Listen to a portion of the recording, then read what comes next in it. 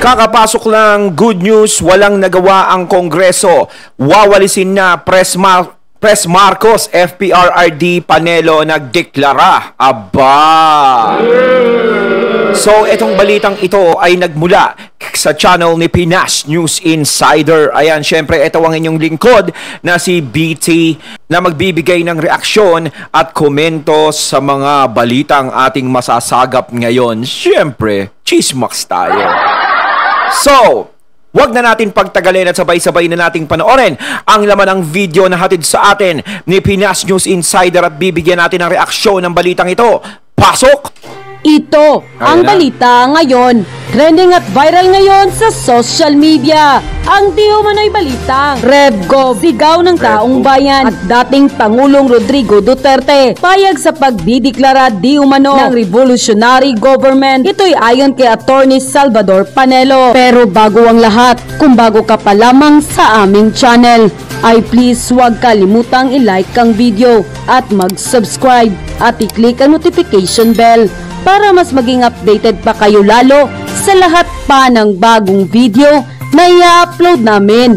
At ito na nga mga kababayan, isang pahayag kay former Presidential Legal Counsel Attorney Salvador Panelo. Tahasan nitong sinabi na nagkausap sila ni dating Pangulong Rodrigo Duterte patungkol sa revolutionary government na gustong mangyari ni Attorney Panelo. Ay walang pagdadalawang isip si dating Pangulong Rodrigo Duterte na sumang-ayon sa kanya. Payag di umano ang dating Pangulo sa pagdedeklara ng revolutionary government. Ito'y ibinahagi ni Attorney Salvador Panelo kaugnay sa paghahanda ng Commission on Election sa nalalapit na 2025 midterm election. Kasi pinaliwanag pa ni Attorney Salvador Panelo kung bakit nais nito ng revolutionary government. Ayon sa kanya, ang sistema natin ngayon ng gobyerno ay kontrolado di umano ng Kongreso dahil pati presidente ay nakokontrol na. Dahil sa loob ng revolutionary government, pati legislation power ng Kongreso ay maaring maibigay sa Pangulo at magiging dalawa ang kanyang hahawakan, ang executive power at ang legislative power. Dagdag pa nga ni Attorney Salvador Panelo, sinabi ng Pangulong Duterte na sabihan si Pangulong Bongbong Marcos na magdeklara na di umano ng revolutionary government. Nilinaw pa ni Attorney Panelo na ang probisyon ng saligang batas, ang trabaho ng isang pamahalaan ay ang bigyan proteksyon ng sambayanan o magsilbi, at kung ngayon sa pagsisilbi mo, sa pagbibigay mo ng proteksyon ay nakikita mo ang ilang sektor sa lipunan o ilang sangay ng gobyerno. Tama naman yun, no? Kailangan talaga natin ng proteksyon yung mga taong bayan kasi sa nangyayari ngayon, no? Ngayon lang natin nakikita na masyadong nagiging agresibo yung Congress, 'di ba? Parang sa kapangyarihan nga sinasabi ng ilan na gustong-gusto nilang humawak, ganto, ganyan, no? Parang nakokontrol ang presidente. Napakahirap talaga sa sitwasyon ngayon, sobrang gulo. Minsan nga hindi mo na alam kung sino ang paniniwalaan mo eh. 'Di ba? Yung alam natin na magkasama dati ngayon is nagkawatak-watak na. Kaya ang hirap talaga kung sino dapat ang paniwalaan, ganto, ganyan. Sino ba ang tama, sino ba ang mali? Sino ba ang para sa bayan? Sino ba ang makatao? Sino ba ganito, ganyan? Kasi ang lumalabas na yan, suma total lahat, ang nangyayari is parang agawan sa kapangyarihan. Lahat sa posisyon, gustong makuha, parang ganun ang nangyayari. No? Nakakalimutan na lahat yung pangako sa taong bayan. Nagiging sagabal doon sa tungkulin na inatang sayo ng gobyerno at ng estado ay maaaring gumawa ng kaparaanan o pwede kang magdeklara ng batas militar, magdeklara ng revolutionary government. May mga balakid na kailangan nitong wakasan para mas madali nitong mapamunuan ang ating bansa. Lumabas nga ang balitang ito, marami sa ating mga kababayan ang hindi napigilan ng kanilang sarili na magbigay ng kanilang hinaing at komento sa mundo ng social media. At ayon pa sa kanila, President Marcos Jr., magdeklara ka na ng revolutionary government para mawalis na yung kongreso na yan. Diyan sila nagkakapera sa kongreso na yan. RevGov, yan ay yata ang solusyon para itigil ang ambisyon ni Tamba na maging Prime Minister ng bansa. Hindi naman ang kapakanan ng taong bayan ang kanilang totoong layunin, kundi ang pansariling interes lamang. Nakakalungkot naman, pati Pangulo, nawawala ng kapangyarihan na panguluhan ng bansa. Nasaan na ang pangako na pagkakaisa para umunlad ang bayan? Kaya wala tayong pag-asenso dahil patuloy pa rin ang ligasiya ng mga pinunong self-centered at mga gahaman sa kapangyarihan. Ito ang nakakalungkot dahil sa kawalan ng sa kahirapan, basta na lang pipirma. Mas nakita ninyo ang pera kaysa basahin at unawain ang pinipirmahan. Kayong mga pumirma, hindi nyo alam na ginigisa kayo sa sarili nyong mantika. Pinupukpok kayo sa ulo ng sarili nyong martilyo. Yung ipinagbibili ng boto nyo ay pera din natin mismo yon. Dahil sa tax natin galing yon. Kukuha kayo ng 2,000 to 3,000. Ano ba ang amount yan? Nasilaw kayo sa pera. Yun ang hirap dahil tumatanggap kayo ng ganun. Hindi nyo ba alam ang magiging resulta niyan kapag tinanggap nyo yan? Yes! No? Matatawid niyan yung isang araw na pangangailangan nyo, isang araw, 2 araw. Pero ano ang kapalit niyan kapag naubos yan? Hindi dapat yan ang iniisip nyo. Dapat ang iniisip nyo, ano ba ang magiging kalagayan ng bansa kapag natupad yang pinipirmahan ninyo? Di ba? Dapat nag-iisip.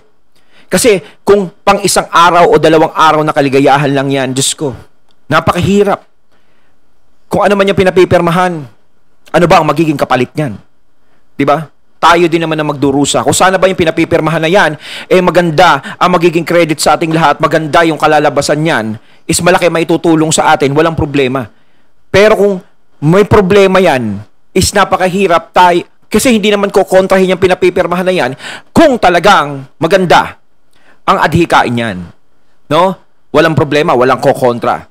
Pero sa dami na nagsasabi, sa dami ng kumukontra dyan, is napakahirap. Sana kung may pipirma ka, dapat mag-isip-isip ka naman. Kailangan ninyo o kailangan ninyo. Pero good for 1 day lang yan o 1 week. Pero ang impact o magiging resulta ng pirma ninyo ay sasapitin lang natin mula sa atin, sa magiging anak natin, hanggang sa magiging apo natin. Basahin ninyo at unawain bago magpirma ng anumang papel. Kung hindi ninyo nauunawaan, magtanong kayo sa marunong magbasa at mag-unawa. Walang bayad ang magtanong. Dahil baka sa padalos-dalos ninyong pirma, hindi nyo namamalayan na ang pinipirmahan nyo na pala ay magpapahamak sa inyo. Baka mamaya pirma kayo ng pirma, iyon pala ay sumasang-ayon na kayo na kuhain ng gobyerno ang ari-arian ninyo, o kaya naman sumang-ayon na kayo na palayasin kayo sa tinutuluyan ninyo. At saka dapat pagpipirma ka, dapat marunong kang mag-usisa, marunong kang magtanong.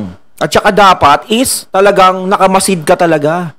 No, kung alam mong may mga kumakalat na ganyan, kailangan matuto kang makiramdam. Hindi yung para kang magbubulag-bulagan, yung tipong wala kang kaalam-alam, di ba? Tapos may mga lalabas na ganyan, hindi mo alam. O pirmahan nyo to, ayuda to, bibigay sa inyo. O bakit? Pandemic ba ngayon para tumanggap kami yan? Bakit? Ganto, ganyan. Napaka-imposible na namang sabihin nila yon na hindi, yan yung dating ayuda mo nung dapat matatanggap mo yan nung pandemic pa. Aba? Anong taon na ngayon? 2024 na, hello. Di ba? O kaya sabihin, ayuda yan kasi mahal na bilihin ngayon. Ay, di ba? Hindi ka dapat tumanggap ng ayuda ngayon kasi wala naman talaga na krisis na nangyayari sa bansa natin kundi napakamahal lang ng mga bilihin. Grabe. Di ba? Ano yung tatanggap ka ng ayuda kasi mahal yung bilihin, may pambili ka. Hirap nung katwiran na gayon. Payag kami na maging revolutionary government kung ito ay makakabuti sa bansa. Dahil sa kasakiman na namumuno ng Kongres, dapat mamadaliin na yan. Dahil masigasig ang Kongreso, minamadali na nila ang pag-amyenda ng saligang batas ayon sa kanilang kapakanan. Tama, dapat RevGov na lang dahil ang gulo ng Kongreso natin, pati si Pangulong BBM nadadamay sa kanilang pansariling interes. Mukhang kailangan na nga nating mag-revolutionary government dahil overpower na ang Kongreso. Pati Pangulo na didiktahan na nila. Wala na tuloy kalayaan gumawa ng kanyang sariling plano para sa ikabubuti ng bansa. Puros kontra na lamang ang Kongreso pag di umaayon sa kanilang gusto. Unquote. Yan. Sana naman ang House of Representatives ay makikinig na sa ating presidente. Pakinggan natin. Arlene, ano ang inilahad ng liderato ng Senado kaugnay ng gagawin ni Pangulong Ferdinand Marcos Jr.? Monica, ayon nga kay Senate President Juan Miguel Migzubiri, ito'y para mahinto na ang lumalalang gulo, bunsod nga nitong kanilang tinatawag na Peking People's Initiative. Peking. Monica, sa sesyon ngayong hapon, isiniwalat ni Senate President Juan Miguel Migzubiri na inimbitahan siya ni Pangulong Ferdinand Marcos Jr. para sa isang pulong kaninang umaga kasama sina Chief Presidential Legal Counsel Juan Ponce Enrile at Executive Secretary Lucas Bersamin. Anya, binigyan diin ng Pangulo na kailangan protektahan ang pagkakaroon ng dalawang kapulungan ng Kongreso at ang pagkilala sa pagbabantay o checks and balances sa lehislatura. Kaya mismong si Pangulo Jr. na ang aapela sa mga kongresista at mga grupo na patuloy ang pagtulak sa People's Initiative. The President is set to appeal to the House of Representatives and the other People's Initiatives initiators to stop this dreaded PI or their version of the People's Initiative. In his words, it is getting out of hand. Kabilang anya sa kakausapin ng Pangulo ang kanyang pinsan na si House Speaker Martin Romualdez at iba pang kongresista na walang patid pa rin ang pagsuporta sa People's Initiative. Dapat talaga kausapin na yan eh. Kaso nga lang, pag kinakausap niya siguro, meron din siyang side comment sa sarili niya eh. Dinidepensa niya rin eh. Huwag kang maniwala sa mga ganyan. Maganda yung sinasabi ko. Maganda yung gusto namin siguro. Parang ganun siguro. Sabi ni PBBM, ganun ba? Ganun ba? Nako. He said he will be talking to the Speaker and to all those involved. Alam naman niya na maraming congressman ay tumutulong dito sa initiative na to. And hindi po sila sinungaling. Like Congressman Salceda, si Don Gonzales was saying na they're actively participating, they were monitoring.